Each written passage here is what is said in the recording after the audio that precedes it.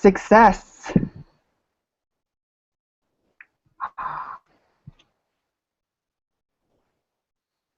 I can't hear Can you hear me? you. Oh, now I can. Okay, Okay. we're good. Yeah, I don't know why it wasn't working, but I guess I just shared the link because I invited you, I invited everybody, their email address, their Google Plus, but it wasn't until I shared the link that you guys were able to come on. So I'll have to remember that. It's always an adventure. Yep, yes it is. So hey, thanks so much for short notice coming on. Really appreciate it. Yeah, Um, excited. I did tell Zach that this was coming up, so it wasn't all that late notice. But I know he's busy and he's got a lot of things going on too. So, Mhm. but hey, we do have a couple spots. So if anybody's reached out to you know anybody, especially like a female, that would be great if we had I, someone else to join us. So just let me know. okay, We'll have four of us. I still have room for about four or five more. But I guess I just shared the link because I invited you. There you go. All right, I'm going to turn my sound off for the next 5, 6 minutes or so. okay. As the viewers kind of come on, I'm going to share the link out. Once Zach and Nikhil come on, we'll start right around 9 o'clock, okay? Sounds good. Okay, thank you. All right, thanks, Clement.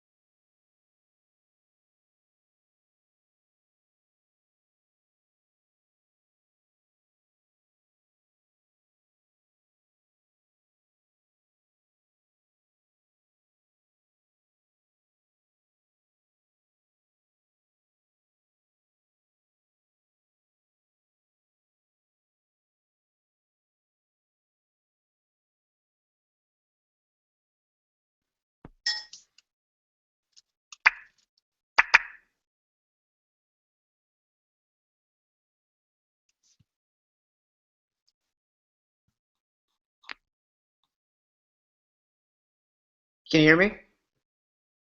Absolutely, man. How you been? How are you? Nice to see you. Hey, thanks for coming on. Absolutely, absolutely. Yeah, we're just sure we're ready to go here. Got about 5 minutes. Okay, great. Um, Zach is joining us. He's also got Paris Bird from U Chicago joining us.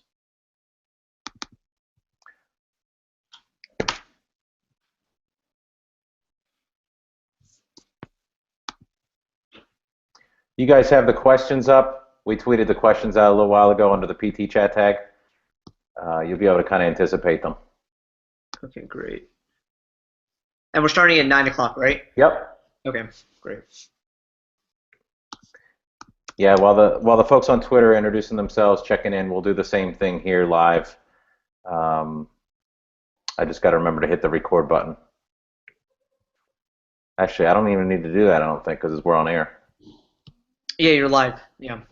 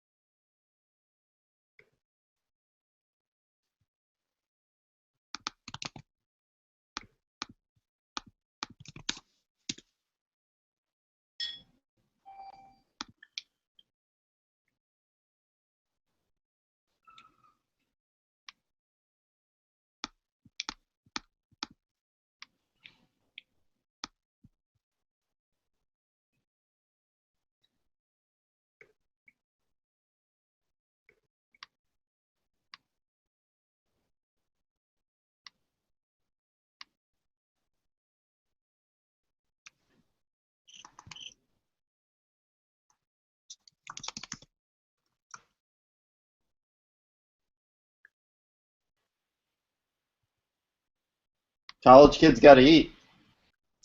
All right. Hold on one sec. There we go. Now I have volume. Hi, Paris. Thanks for joining us. No problem. Better than an econ lecture. Oh, econ. Thanks for that memory. By the way, Joe, congratulations on your new job. Hey, thanks. Appreciate it. Great. Really enjoying it. How is that? How is that? I mean, I think we have a minute, but how has that change been from K-12 to higher ed? He said I only have a minute. It's drastically different, but you know everything that I've learned over the years in K-12, I'm working really hard to use on a daily basis. Right. Especially the whole PLN and really exposing school leaders to that and whatnot. So yeah, we'll have to chat. I actually want to bring you guys in at some point during one of my classes in the next couple months. So we'll talk about that after. Hey, Joe, I'm thinking we should do a dinner with PTchat at some point. Yeah. Maybe virtually. I mean, if you want to do it in person. No, absolutely. It looks like your spaghetti looks delicious. All right, we are rolling here. It looks like it's 10 o'clock. Just make sure this is all kicked off, and then we'll just kind of go right down the line and introduce each other and you know how you kind of came into this work. So why don't you get started, Clement? Just kind of where you are, your Twitter handle, how you came to be a part of Student Voice in a minute and a half. Perfect. Challenge accepted. Hi, everyone. My name is Clement Colston. I'm a student at the University of Delaware. And I first became involved with Student Voice, the power of the stuvoice hashtag. Saw it on a Facebook group in the summer of July of 2012 and been hooked ever since and been able to work with Zach and Nikhil and other colleagues to empower student voices. And I'm also a student at the University of Delaware, and I also work with other youth-serving nonprofits as well. Great. Thanks, Clement. I really appreciate you being here. Thanks.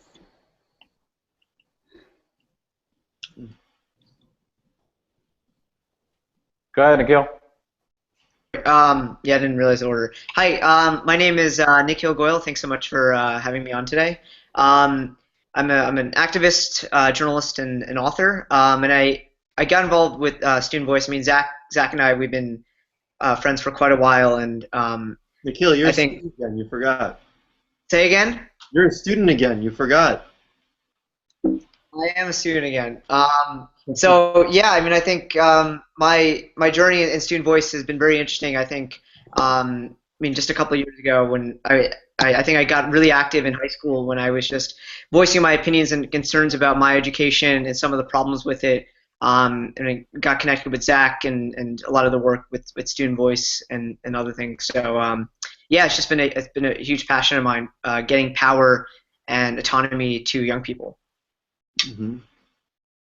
Great, thanks, Nikhil. And I met Nikhil and Zach in New York City, what, 2, maybe 3 years ago now, when they were giving their 140 EDU speech, and I was blown away. And I knew the second that I met them and met their entire team and continue to meet them that they're doing some really, really amazing things. So we're really appreciative that you're able to join and share some of your work tonight. Paris? Thanks, Joe.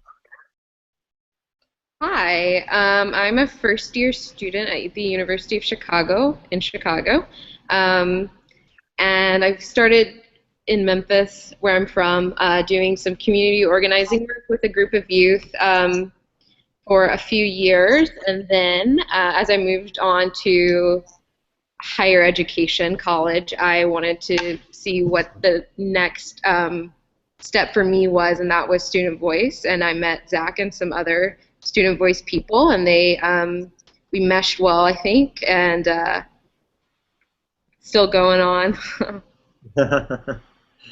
Yep. You haven't kicked them out yet, right, Paris? God, no. Not yet. So my name's Zach. I'm a junior at the University of Maryland, College Park. Dinner time with Go Pete Terps. now. Welcome to the Big Ten. Oh yeah. Well, Ohio State gave us a nice welcome the other week. We're going to get the same welcome next weekend. Yeah. But oh wait, we're playing you, Joe. I know. Oh yeah, no, we're gonna give you a nice beating, I hope. Anyway, I got involved with Student Voice because I saw so many educators tweeting about education on Twitter, and I was wondering why these educators weren't actually connecting with students over Twitter. When, I mean, not to bore you with research, but 96% of students with internet access are on social media, 59% for educational purposes, 50% directly for schoolwork. So students are obviously talking about their education, but they weren't really engaged on a platform that they were supposedly digital natives of. So we started the Student Voice Twitter chat on May 7th of 2012, and things kind of took off from there. Now Student Voice is a nonprofit. We have some really exciting work ahead, but I'm most excited to really just engage in this conversation tonight over some dinner. That's great, and we're going to make this conversation available almost immediately via archive. So teachers, principals, school leaders, folks in doctoral programs, policymakers can be able to kind of listen in to you guys and watch you articulate. Love that you're already sharing data and research. That's beautiful. Continue to share that throughout the night. You know, if we get off track, no worries. We'll try to go through the 6 questions that are scheduled for the chat every 7 or 8 minutes. But if we get off on some other tangents that's even more interesting, we'll go with it. So real quick, we're going to share some links to, you know, obviously the Student Voice website. You guys have a YouTube channel. I saw there was a panel from the recent Stu Voice Live.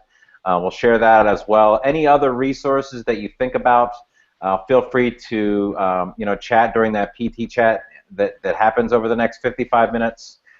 Use that thread. You know, I'm going to try and keep a couple eyes there as well if anything comes up. We'll try to have anyone that's listening, watching right now as a part of PT chat. If they have specific questions for you, we'll try to get them answered as well. Try to make it as interactive as possible.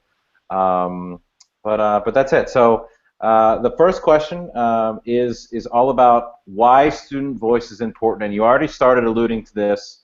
So the teachers are really answering why is student voice important for their students from their own perspective, and I'd like each of you guys to kind of walk us through why it's important for you to have a voice in your education. Why is this vital? Why is it a non-negotiable?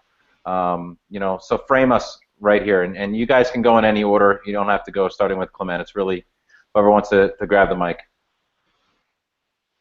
Nikhil.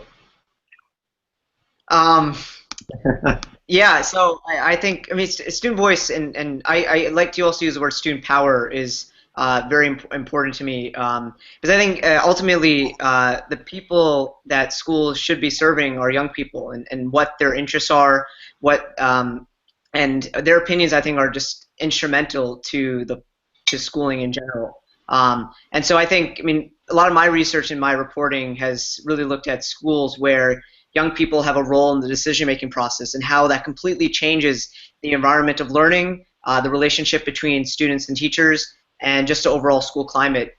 So I just find that when young people feel that they are heard, that their decisions matter, and that they are part of the decision-making process, everything changes, really.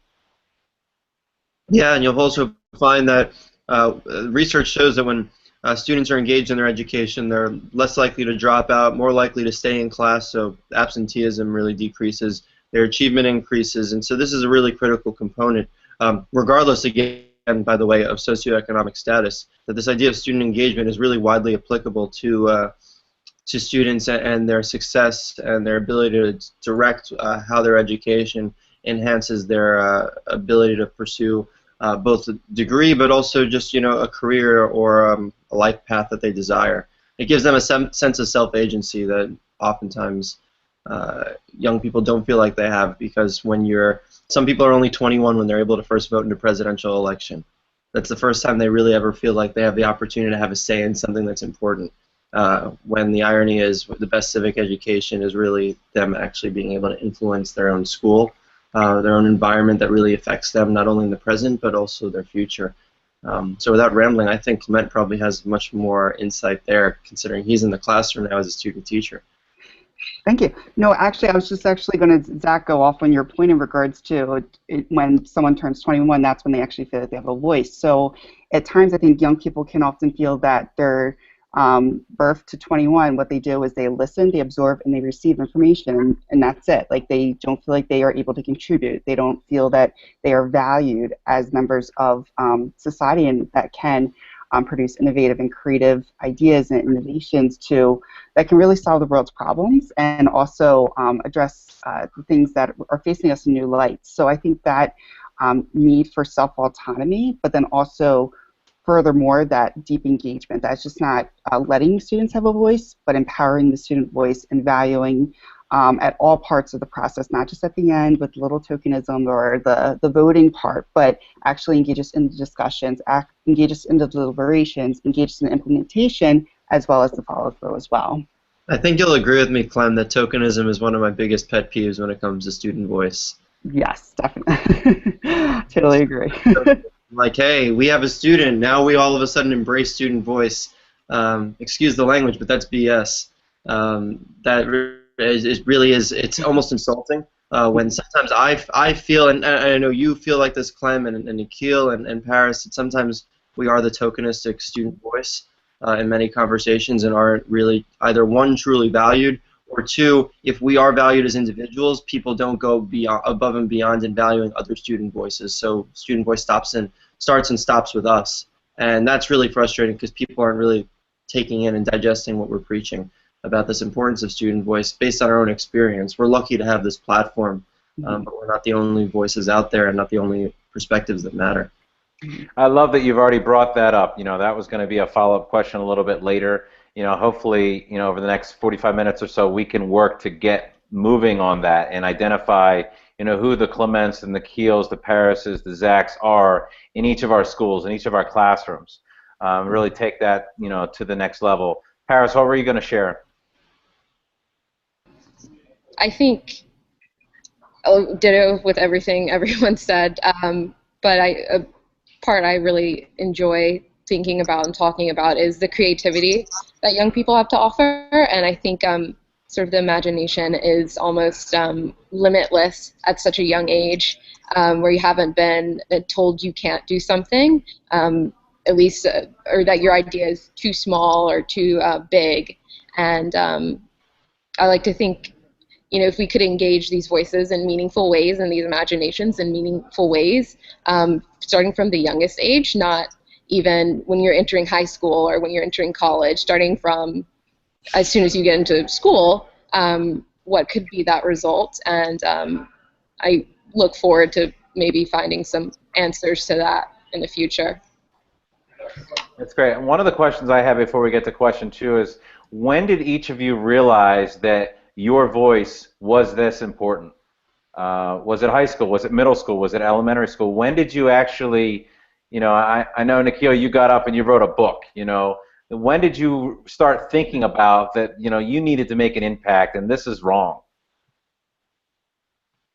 I think for me it was really high school, but I don't even think it was in school itself. I think it was I saw it on Twitter, especially, where people were listening to me, and I think when I participated in these weekly chats or just had these conversations on Twitter, I saw that people were really interested in what I had to say. And in school, when I started to write and publish and speak more vocally about some of the problems I saw in my schooling, a lot of people were very interested to hear that. It's rare to go to a conference and find students there, especially an education conference. And so it's always a breath of fresh air when you come across those types of people. And I felt that a lot of people gravitated towards our presence there, and were very much so in support of what we were saying.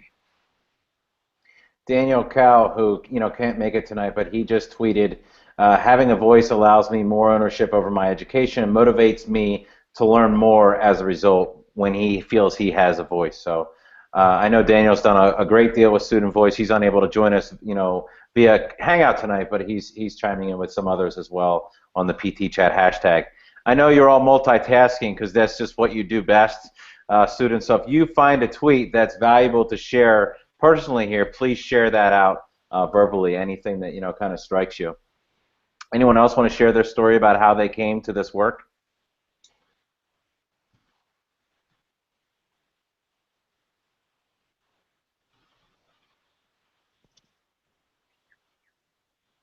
I know for me, it was more actually kind of in regards to what Nikhil was saying, in regards to it didn't happen in school. It was in high school when I realized it, but that was because I had a mentor who I worked with, and and his name's Terry Pickerel, and he really believed in me, and we worked together on different conferences and different engagements, and that's when I really realized that, like, wow, like I can contribute in positive ways there, that I don't have to be at a certain age to be that contributing factor, quote unquote. Like I can, as young as we're little, we have insights to give. So I think that was just kind of like my aha moment. But then the hardest part has been actually helping my peers be able to see the power of their voice and the power that they have as well. That most of them have that mindset of, no, that I have to be at a certain age, or I have to be at have a certain credential in order to be perceived as valuable. So kind of a double-edged sword, I would say, but it didn't happen in school, unfortunately, for me. Thanks, Clement. Dr. Russell Quaglia, who has done some research in the area of student voice, he's actually on the Twitter chat. He just said, they're our greatest resource and have something to teach us. We must realize our past is not our students' future. And I think that's, if you reflect upon that statement for a while, I hope there's a lot of teachers listening in here, as they listen to each of you guys. Question number 2 is up. This one is all about, each of you have your ear to the ground in terms of knowing where schools are really doing a good job of engaging student voice and empowering student voice, and where it's not really happening at all. So this question is all about, how is student voice making an impact in today's schools? Places you've been, places you've spoken at, people that you've had come into the student voice conference in New York and speak and share their stories. Tell us about how it's working, where it's working well, and the impact it's having.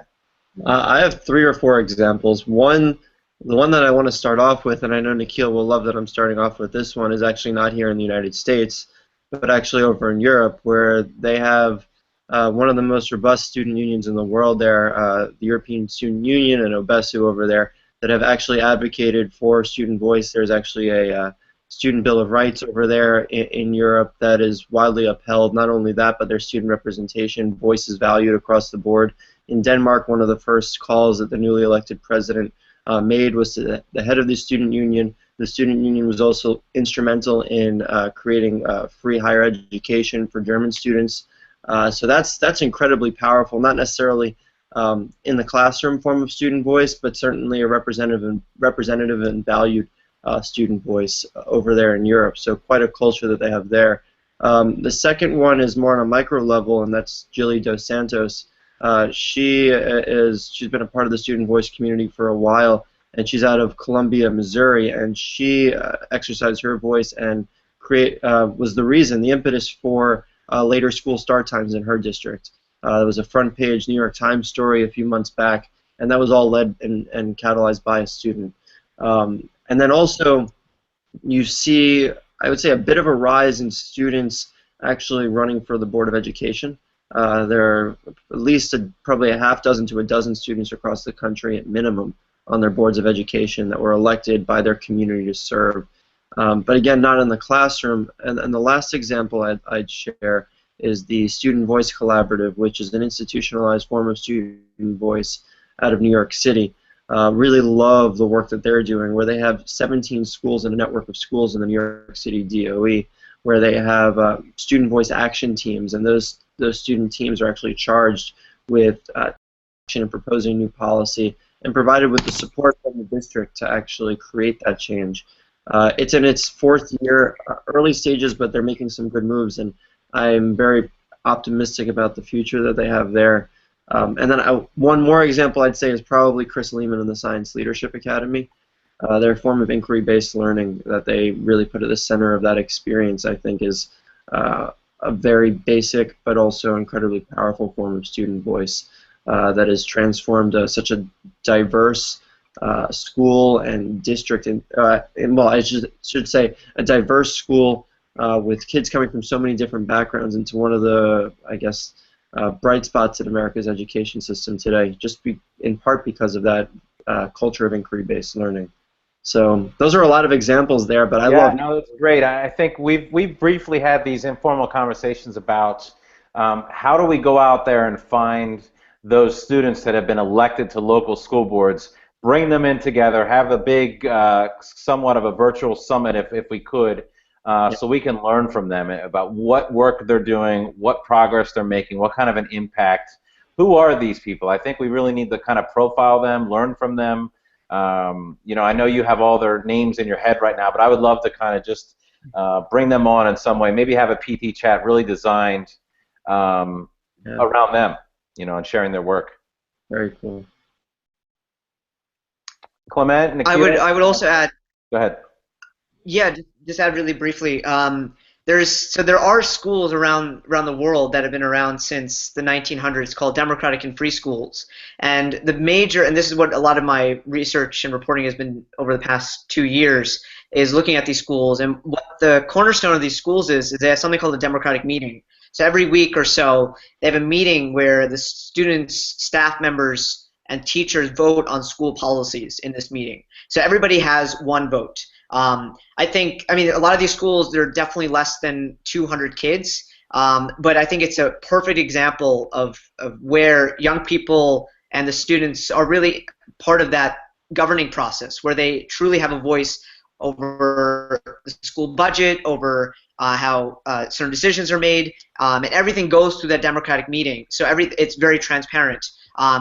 And if you want an example in a public school, there's Hanover High School in New Hampshire, and they have something called the Council, where there's student representatives, teachers, staff members, and community members all coming together on a weekly or bi-weekly basis to discuss school issues. And they even have, like, for example, when they deal with school suspensions or very controversial issues, it has to go through the council.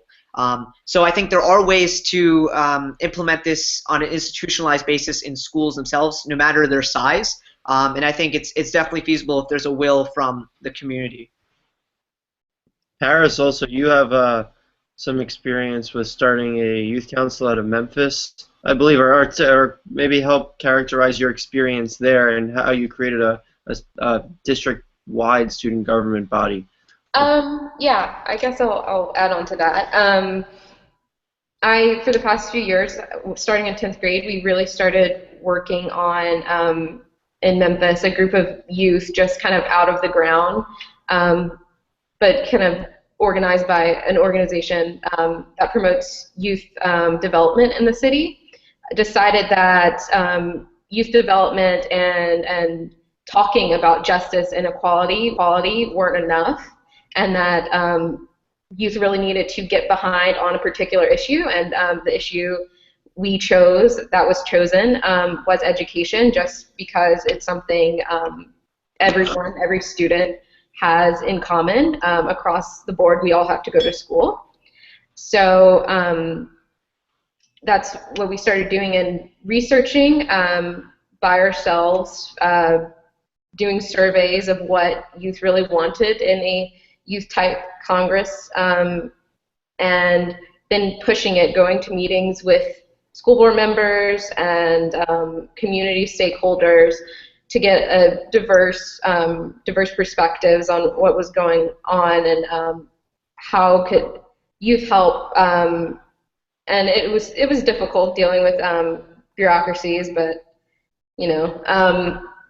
and I think now what's going on back in Memphis is really trying to take the policy that passed and make sure it gets implemented. And right now, I'm not sure that's happening in the way that the group of youth that started the work, myself included, really anticipated. So, there's always traction even after you pass the policy. So. Thanks, Paris. Appreciate that. We're going to move on to question 3 in just a second. Tonight we're coming to you on the Institute for Educational Leadership's YouTube page. We're going to hopefully have some more PTchat lives coming up where we bring in the talent like we have tonight here, our students. We're lucky to have Clement, Nikhil, and Paris, and Zach from Student Voice.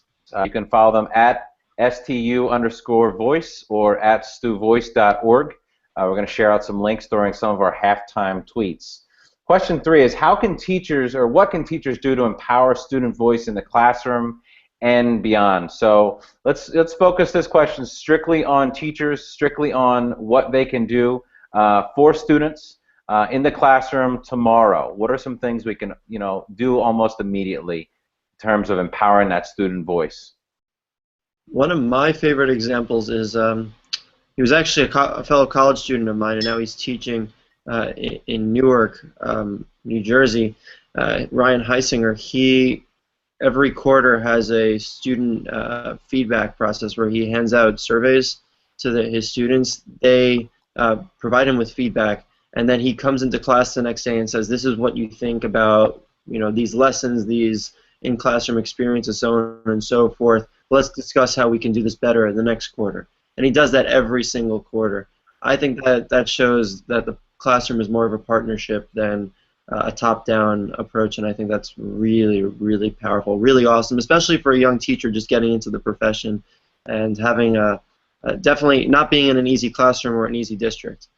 So very impressive, and I think something that's widely applicable no matter what district you're in, no matter what socioeconomic status, no matter your age or experience in the field. I think it's really important.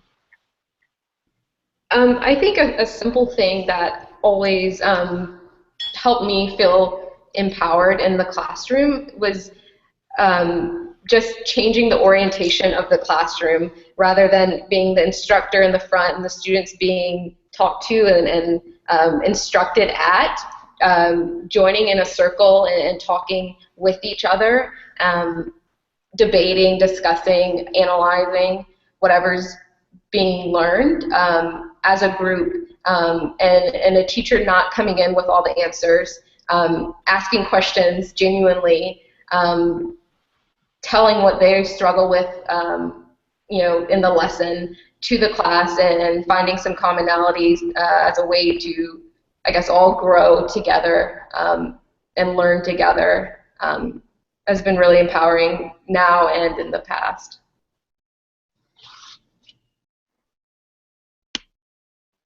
And Thanks, with Paris. I think that is so important talking about changing that dynamic because I know personally when I do presentations and when I do workshops, I do not stand behind a podium because a podium in itself can just have that barrier that I'm up front, you're supposed to be watching me, listening to me, and I'm up here and you're down there. And really what the classroom should be and can be is that collaborative engagement and learning with students, that teachers have specialty areas in content, but also students have insights and contributions on the content that may be presented or shared with them. And I think kind of being able to bridge the two, I feel like sometimes we're on two different playing fields, but just really coming together and finding that, but that's just such an empowering mindset. And the other mindset I'm going to also encourage individuals listening to do is to move beyond the option-based mindset in regards to students constantly need to be provided options or choices. Even in some of the literature that I've read for some of my classes, a lot of it focuses how students need to be provided options. And while I understand in certain situations that may be applicable, I think that that dominates the classroom environment to the point where students feel that they can't even create them, that unless we're provided in an A, B, C, D, E format, that we in ourselves can't perceive or concoct such as an idea and solution. So just really finding those ways of co-creating these ideas and options with and for with one another. And I mean, I think, it may sound radical to some of you, but I think it's really, I think the most ultimate form of student voice is letting children decide what they want to learn. I know it's not feasible in a lot of classrooms with legislation, No Child Left Behind, Race to the Top, the standards, and everything that teachers have to deal with. But that is really the ultimate form of student voice, when young people have autonomy, control, and agency over what, how, when, where they're learning.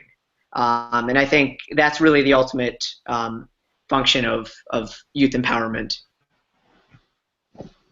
Excellent. I know there's some folks over on the PT chat talking about how a lot of this has to do with Jennifer Sheffer, for example. She's up in Burlington, and she said this work really begins with strong leadership. You've got to have a leader that's willing to take the risk. Fearless leadership allows students to have an impact. And I think that's really important. Every school has a leader, every classroom has a leader, and I really think that, Jennifer's hit it on the head there with the leadership.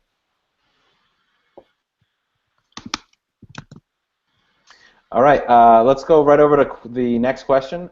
Question 4. When do students most feel like their student voice matters in school? So think about this in a traditional sense. School that really, is not really intentionally invested in student voice, right? So, automatically student council comes to mind for a lot of people, right? So talk about that, and then talk about, how those other opportunities that maybe we don't take advantage of as teachers, as principals in the school setting, that maybe we could. So we're trying to find some concrete examples on empowering student voice in terms of where it matters the most. Well, I guess I would start off by saying that too often we look to student governments and student councils and so on and so forth as the be-all, end-all of student voice, and that's just not the right approach. Because look, one, I'm a former student government, student body president. I did that for 4 years, and I really tried my best to be as representative of my student body. But at the same time, or I should say my classmates, but at the same time, I can't get into the heads of all of these students, and every single perspective of theirs does matter and should matter in the classroom experience. So, while we want to tap into the Clements and the Nikhils and the Parises of the world and make sure that their voices are heard. That's really like, that's cherry picking. That's easy stuff. We really need to tap into the students who really go unheard, those unheard voices. That's easier said than done. But again, I'll just circle back to the example I gave of Brian Heisinger and what he does in his classroom. I think that's an amazing start. Every single student in that classroom has their voice heard, has their perspective heard, and Ryan is able to account for that. I think that that's really powerful.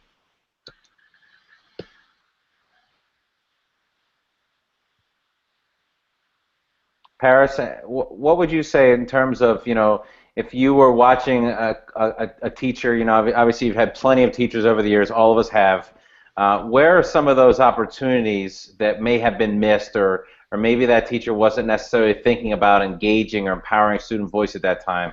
Where do you see some opportunities, some windows of opportunities there for any teachers watching this YouTube video?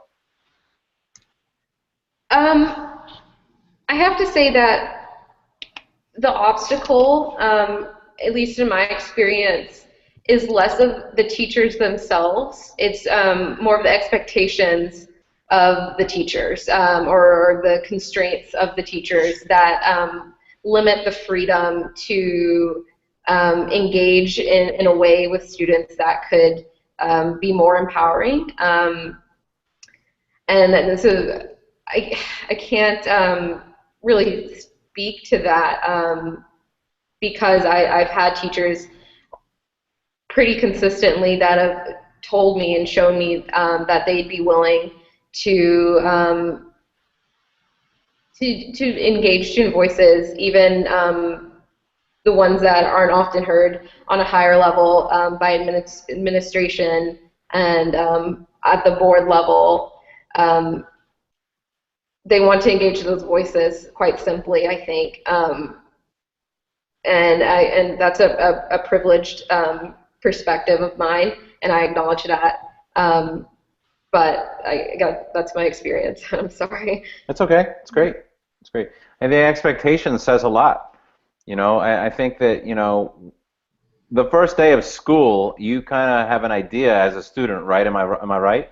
What this class is going to be about, what your role is going to be about, how invested the educator is in getting your voice heard, by how some of the things that happen when you're a brand new student, come to mind, by how, some people on the PTchat are bringing up classroom setup and what the physical space of the room looks like when you walk in.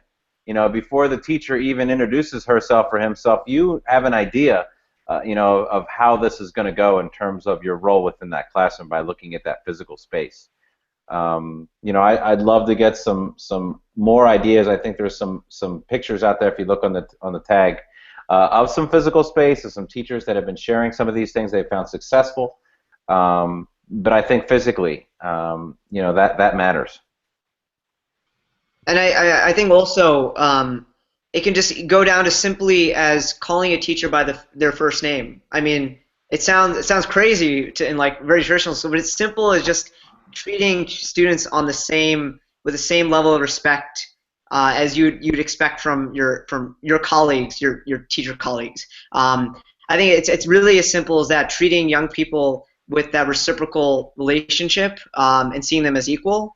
I mean, that's I think a really simple form of it, because I think when students feel that the adult or the teacher or what have you, whoever is in the room, sees them as somebody who they can learn from as well, then that changes the entire game. That makes them feel that that this is a different relationship, that this is about them, and that the respect is mutual.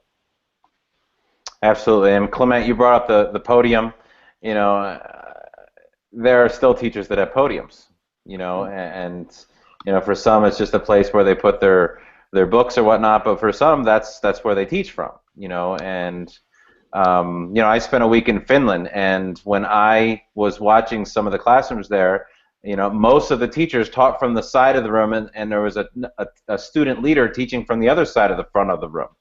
So it wasn't just a teacher front and center. Oftentimes, just like Zach, you brought up Chris Lehman's school. I walked in the Science Leadership Academy. I can't find the teacher half the time.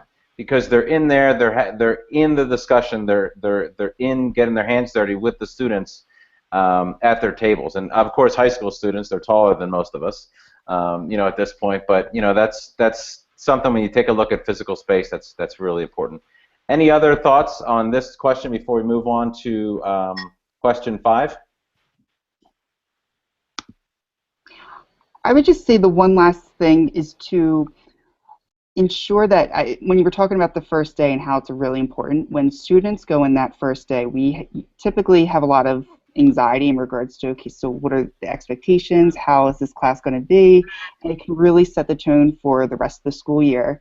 However, I've been in way too many first day classes where I hear no and you will not and this will never take up about 40% of what is actually explained during that first day. So I come out of class and I feel so constricted and narrowed in regards to I have to really go in a straight line in regards to what I'm expected to do versus providing those guidelines as well as co-creating them with students as well. I know as students get older, there's different ways to provide autonomy so that that can meaningfully happen, but I think that the biggest turnoff for me is leaving class feeling that I've been told that this will never, no, no, no, no, no, and be like, okay, so what can I do, it seems like. So just that first weekend can really have an impact for the rest of the school year as well.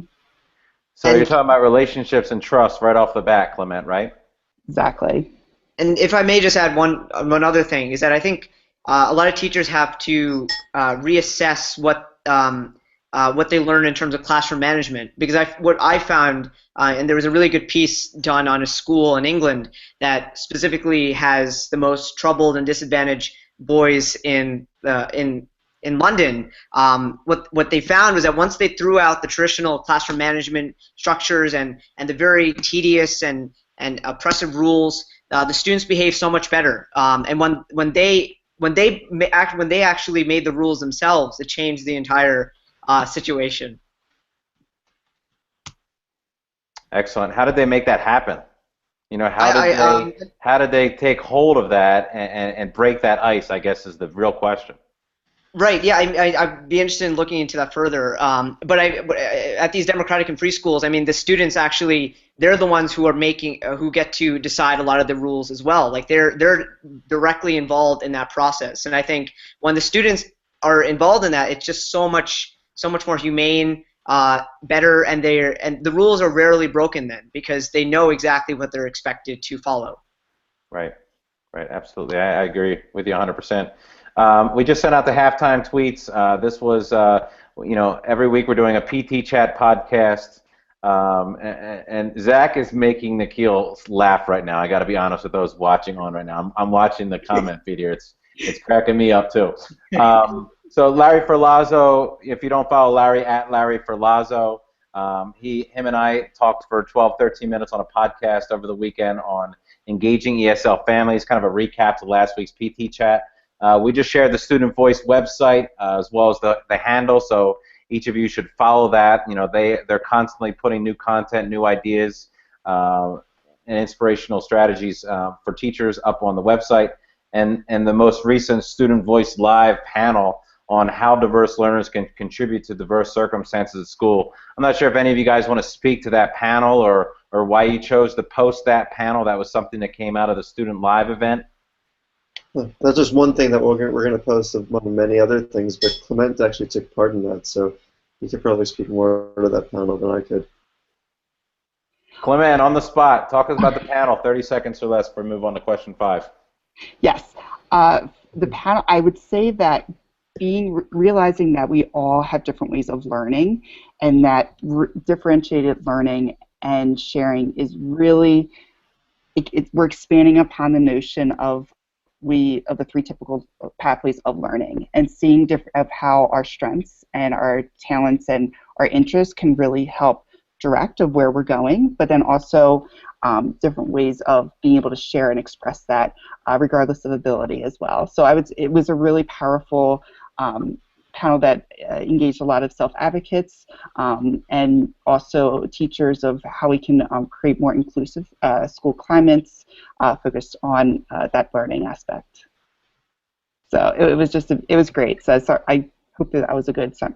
No, that was great. That was great. Thanks, Clement.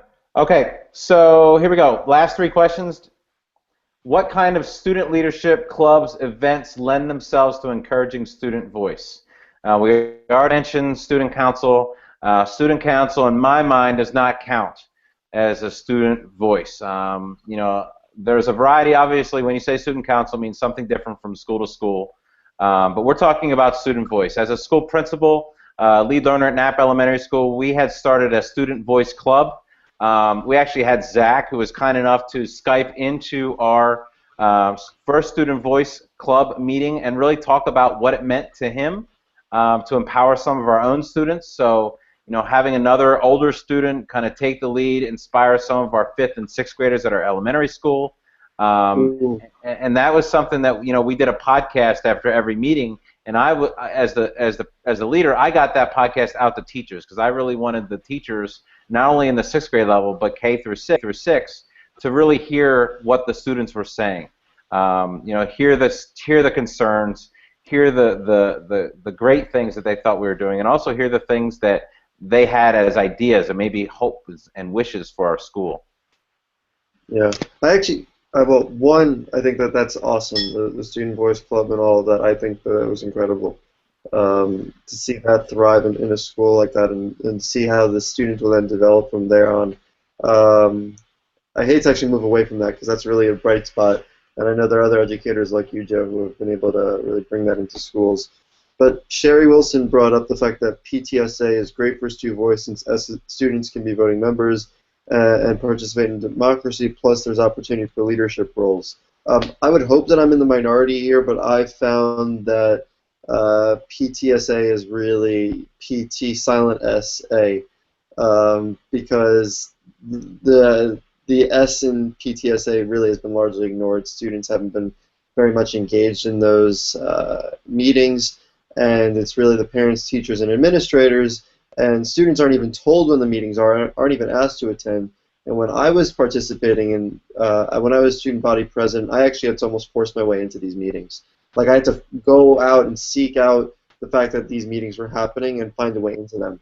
I'd like to think again that that is not the common occurrence, but based on what I've heard, really there is no common gathering across the country where parents, students, and teachers are all, and administrators are all getting together to talk about how to improve the district, how to improve the education in that community. And I really think that the best way to actually have these conversations is not in silos. Students shouldn't be talking to just students, teachers not just talking to teachers, administrators not just talking to administrators, parents to parents. Everyone really needs to be coming together.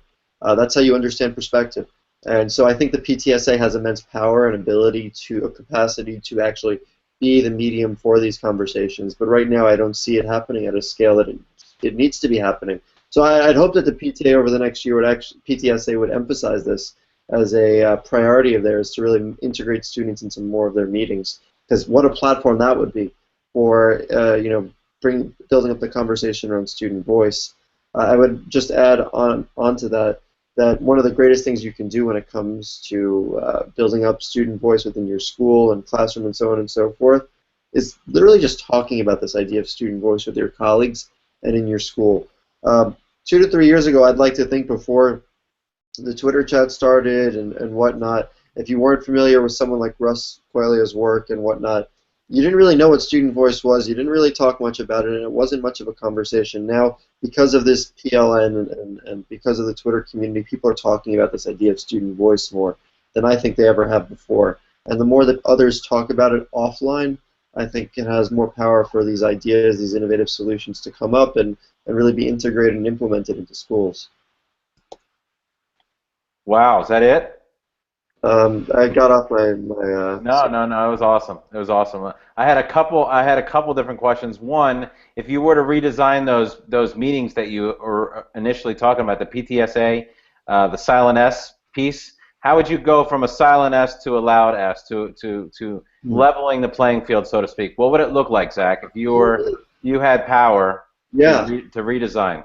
It's a tough question because, oftentimes the students don't feel like they should be coming to the adults to speak because they feel like it's not their place to be in those meetings. At the same time, I think it's also important for the adults to come to the students and invite them to be a part of this community and this community-wide conversation, and not just be, an attendant at the meeting, but an active participant and maybe even a decision maker. Not maybe, definitely a decision maker. It's just tricky because I always fight internally. I'm always fighting between whether or not the adults and the educators and whatnot in the school community should actually be finding a way to come to where the students are, or if it should be vice versa, or both. I think the ideal answer is both. It's tricky because PTSA, it doesn't feel, I mean, it's known as PTA by most students. So the idea that I, as a student, am going to a meeting that's strictly for parents and teachers and administrators actually really made me feel uncomfortable when I went, and I was active in all these conversations. One of the best opportunities I had as a student government representative was to be a part of something that's mandated in New York State called a shared decision-making committee, where all of the students, the parents, the teachers, the administrators were all required once a month to meet in person and talk about some school improvement goals. And I found that to have the most potential, although sometimes the leadership got in the way of that potential. But that's a separate problem that really isn't worth discussing now. I think the idea that it created that environment was really powerful, and it wasn't a parent meeting, it wasn't a teacher meeting, it wasn't a student meeting, it wasn't an administrator meeting, it was a shared decision-making committee. I know Clem loves that idea of shared responsibility, shared leadership, and so on and so forth, and I think that branding gave that committee much more potential. With that said, I'll leave off on this point that the students who were a part of that were those students who were more likely to be engaged. I like to say there's like this 80-20 rule in student engagement. There's 20% of students who are most likely to be engaged and pretty easily can be engaged in much of these conversations. But there's 80% that are obviously less likely to be involved. The key to getting to that 80% I often find is by first engaging with that 20%, making this idea of student voice sexy, cool, and showing them that their voice does matter and does have impact. And from there, I believe that there's a trickle-down effect to the 80%. That is not research-based, despite the fact that 90% of the perspective I've shared today has been research-based. But I do believe that does hold true. Thanks, Zach. Thank you. Hey, Paris, your computer's dying. I'm seeing here. Is there anything that you would like to add here? We don't want to lose you. You're muted. I am muted. There you go. Well, I think back to the question about some ways students in school engage student voice. One of the things I've noticed recently is the effect of peer tutoring. I was a tutor all throughout college, or not college, high school, and I think, putting two students together or a group of students together and having them get to know each other and know how they learn together and explore together and figure things out together is beneficial in many ways. And even from a older student perspective to a younger student, right now I'm tutoring a 6th grader, and it's always interesting to hear his ideas and how he wants to learn and how he best learns and how I can help make that happen. And then I report back to his mom some of the things he said, and you wish it could be a dialogue between them, but I feel very privileged to speak with him and learn more about how he's thinking. And I think all students have those ideas about how they want to learn, and however those can be drawn out, rather either with a student, a peer, older or the same age or younger, or an adult person, could be interesting and also exciting and fun. I'm having a lot of fun with him. So. Well, thank you, Paris, for joining us from the stairwell of some building. We really do appreciate you being here. I had to move to the stairwell because, like, the tango club came where I was sitting, and they're playing tango music, but this is like a really good stairwell. So You know what? It is cloudy. It's a great backdrop. Thank you. If you want to learn more with Paris, you can follow her at Paris Bird, ParisByrd. So thanks for joining us, Paris. thank you guys. Question 6, how do we make sure there's authenticity in the student voice we encourage in schools? Who wants to take that one? Well, I mean, I think Zach mentioned it at the very beginning. I mean, it's authentic means that first you have students. It's not just they're not treated as what is it as a token, and it's not just one student getting to meet the principal on a regular basis. It's not just a group of elite or really high achieving kids meeting with administration. It's much more encompassing. It's all encompassing. It involves anybody. And like Zach mentioned, the people the people that Student Voice and these initiatives are most directed to are not us, are not kids are not the people on this chat. It's not the people who are very much so engaged in their communities already. It's the people who just kind of slide through school anonymously, or people, or the kids who, or many teachers don't really know on a personal level, or people just don't talk to. Those are the kids, the ones who are disengaged, the ones who are just completely don't find presence or personality in the school environment. Those are the kids that we need to be reaching the most, because they cannot be left behind. They cannot be just ignored. I think they're the most instrumental part to these initiatives and these conversations. Excellent points. Excellent. I think we lost Zach. So, well, we'll see if he comes back. Clement, anything to add there before we move on to the last question? Yeah, I would say off of what Nikhil was talking about is focusing on in ensuring the all aspect in regards to students. Too often when we think of the leader, we think of the one who is most academically gifted, the eloquent speaker, or the appraised athlete. And in reality, each one of us are leaders, and we just have to we lead in different ways, though. So being able to see the talents that each one of us has, and then being able to expand upon that so that we can engage in different leadership opportunities in school, in the community, in the world, by being able to share those talents and gifts. Because being a leader is not just about speaking and doing quote unquote. There's other aspects of leadership, but we just have to be able to open our lens up. But if we continue to pick on the same individuals, quote unquote, the easy leaders, then we're really not having that authentic voice of all aspects. So, but just that was kind of like one of the aspects I think really kind of the bridging part to the inclusive aspect. Absolutely. All right, last question. We've got a couple minutes left. Again, I appreciate each of you hanging in tonight, joining us. It's just really great to listen to students. A lot more students talking tonight than adults, and that's fantastic. So last question, how can we maximize the impact of our students, our children's voices that they have on during this school year? You know, so teachers and principals watching tonight, you know, what are some things, and I know we've alluded to some things already, but let's dream up a little bit. Let's think of even some new ideas and examples. What can teachers and principals and art teachers and gym teachers and custodians and secretaries and everybody that is in this educational space do tomorrow when they get to school on Thursday to empower more student voice? I would say the first thing is, if you haven't been talking about student voice, start talking about it.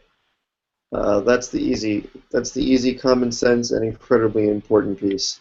I would say, although I think the PTchat audience probably has talked about student voice in some regard in their schools before, if you haven't, that's the first thing you do. I know most schools haven't really talked about student voice very much, because there are so many other things on the agenda, but it is so important, and it'll help you meet the goals that you already have set.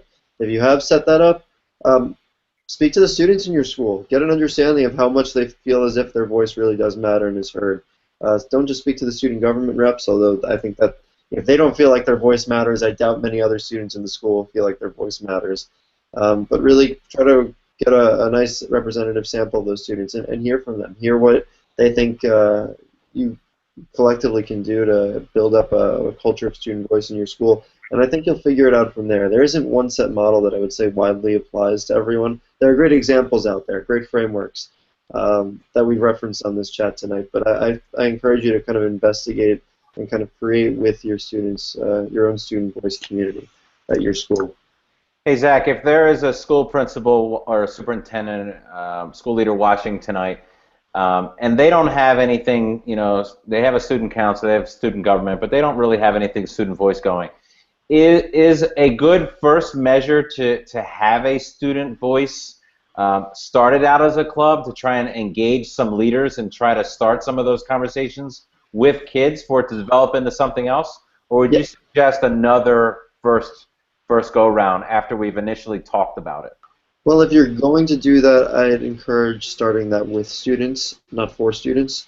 And I think that alone probably says everything. I think you need to do whatever you do with students. And I'd rather those students have the answers for you than me have those answers. I feel like my role in all of this is to help you find the examples of what's working and not working out there in regards to student voice in certain schools. And I don't really want to tell you what I see working with the Student Voice Collaborative in New York City will necessarily work for schools in Oakland, California. Now, I love what they're doing with SVC, and I think it probably would apply to Oakland, California. But I think that's for Oakland, California to decide on its own. So there isn't a one-size-fits-all model in education. Oh, wait, I just quoted Nikhil's book title. But seriously, that wasn't on purpose. No, maybe it was. That's I'll send you a check in the mail. Just send me your mailing address. You send me a free book. I think that as teachers, we want everything to be perfect. We want it to sound good. We want it to look good. We want to, dot our I's, cross our T's. Often that mentality that's not messy doesn't give us what we need in terms of building a partnership, not only with students but with families. So we need to kind of get messy a little bit in terms of we're not pre-packaging everything that we're developing. We're doing some things that are grassroots that really develop relationships with kids, and like you said, building things that we don't know what it's going to look like before we start it. It's growing, and we're leveraging students as partners and allowing them to lead us down the path of where we can be successful together in a school.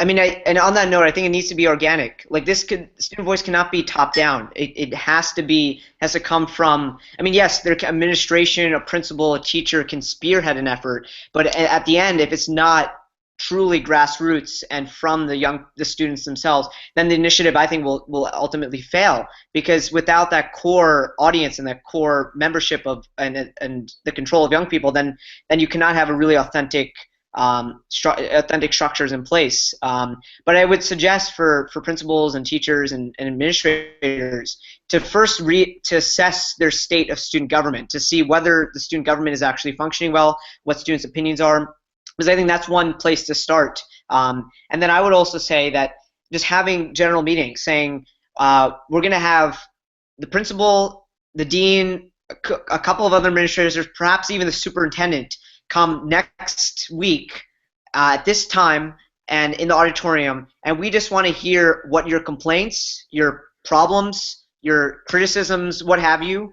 and even like what you find positive about the school, and just lay it out there. This is not, we're not going to judge you, we just want to hear what you think. I mean, simple as that. I think that can just be an introductory point to getting such a conversation started. I'm glad you threw in the positives. I put myself on mute then by accident. But the positives are just as important as the, I guess, the negatives, so to speak. Or as Clem would say, what would you say, the improvement points? I don't know. Maybe I'm not using the enhancements that can be made. The proposed enhancements that can be made. There we go. All right, so let's closing thoughts, 30 seconds or less. Go, Clement. See students as the leaders of today and not just of tomorrow. Come on. That was 6 seconds. That's impressive. Nikhil's not even ready. Hold on for me. Oh, man. Nikhil. Oh, sorry. Yeah, no, again, simply put, I think young people have a tremendous voice and they should have autonomy in school. I think there are some tremendous initiatives. Definitely check out Student Voice, the council at Hanover High School, and Democratic Schooling. I think there's a lot of great models out there that you can really look at. Yeah. Great. And Zach? Geez, so they took everything from me. Um, I Yeah, I would reemphasize the silos point that I made earlier, and I like to rehash this point often because I think too often we have educational conversations on education in silos. Let's have those conversations together and with students, not for students, not about students, but with them, with the other folks in the community. I think that that's how we're going to really move forward. Excellent. I'd like to thank Clement and Nikhil and Zach and Paris for joining us, as well as all the other student voice colleagues that were on the PT chat, all the PT chat moderators tonight for moderating the Twitter discussion. I can't wait to go back in there and see what all of them were sharing. I encourage each of you guys to go back into the chat and you know, respond to folks and retweet some folks and share other ideas and strategies. Each of you are leaders in this area. You will continue to be leaders in this area. I'm really excited to support you and to continue to share your work and learn from you. So thank you so much for your body of work. You're really making a difference. I'm seeing over time, as I've known each of you for a number of years now. For those of you that would like to see the archive of the Twitter chat, follow the Institute for Educational Leadership at IEL Connects. We'll be tweeting that out a little bit later tonight. And this video will be archived on IEL's YouTube site. So thanks again. Have a great evening, and we'll see us again soon for PT Chat Live. Thank you, Student Voice. Thank you, Joe. Thank you. Thanks for having us. Yep.